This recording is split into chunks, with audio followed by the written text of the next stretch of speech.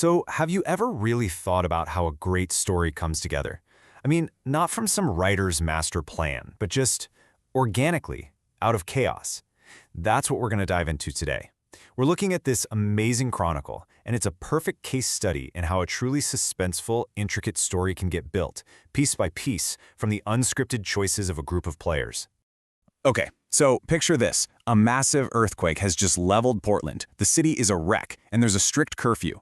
Now, for our characters, a small crew of vampires, this isn't just an inconvenience. A shattered city is a death trap when you're a creature of the night, and the sun is coming. And there it is. That's a player, voicing the one single fear that trumps everything else for a vampire.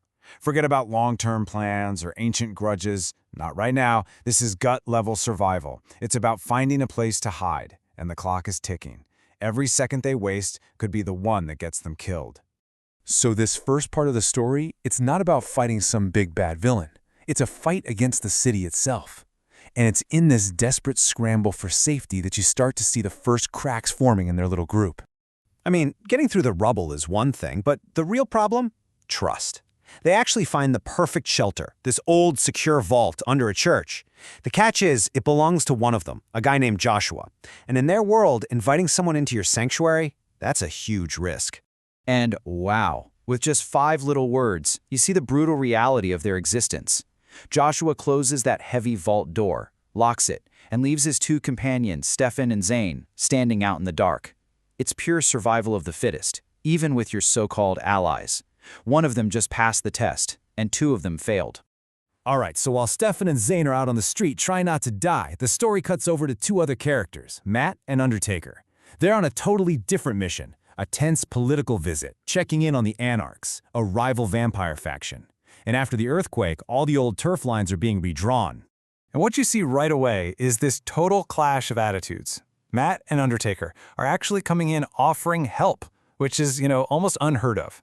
But the Anarchs, they're coiled up and ready to strike. They don't see allies, they see intruders. You can just feel the tension in the air. Peace is not the default setting here. This right here is the players trying to put the brakes on. It's them saying, hey, we're cool. We're just here to make sure everyone's okay. It's a pretty reasonable plea for a little bit of sanity in the middle of a disaster.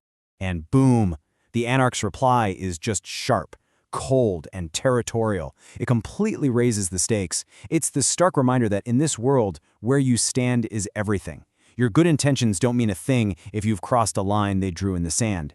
Suddenly, violence feels very, very possible.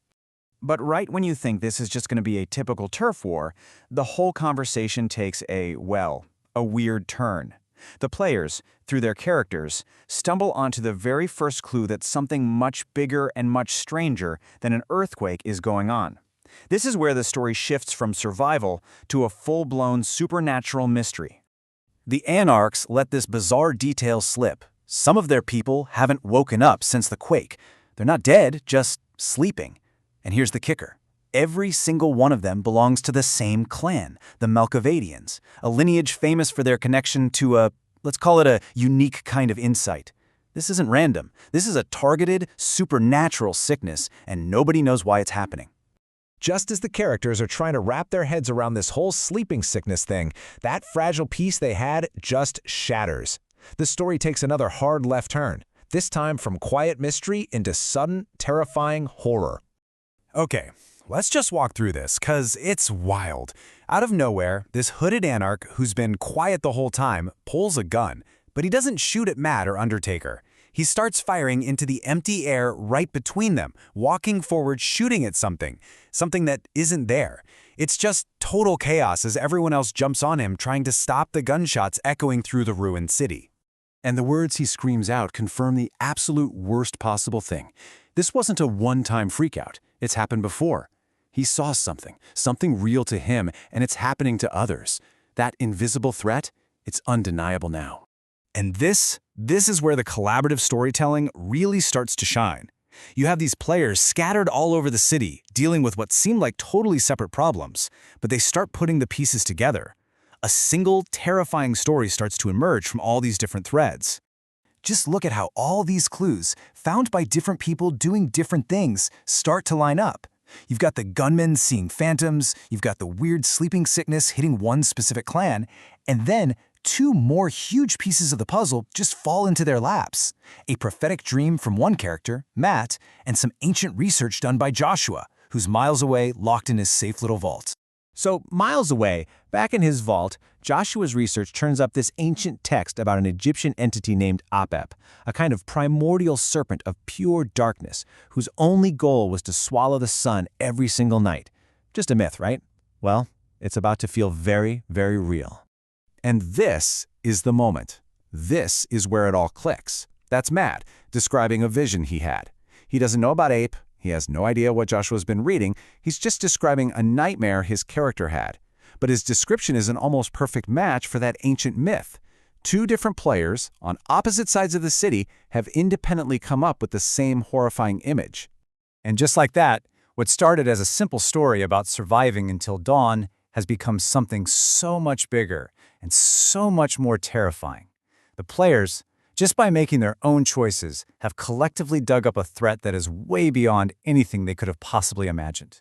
Here's the big takeaway they've all reached. The earthquake wasn't the disaster. It was a symptom. The madness, the phantom visions, the unnatural sleep, they're all just ripples spreading out from something ancient and enormous waking up deep in the earth.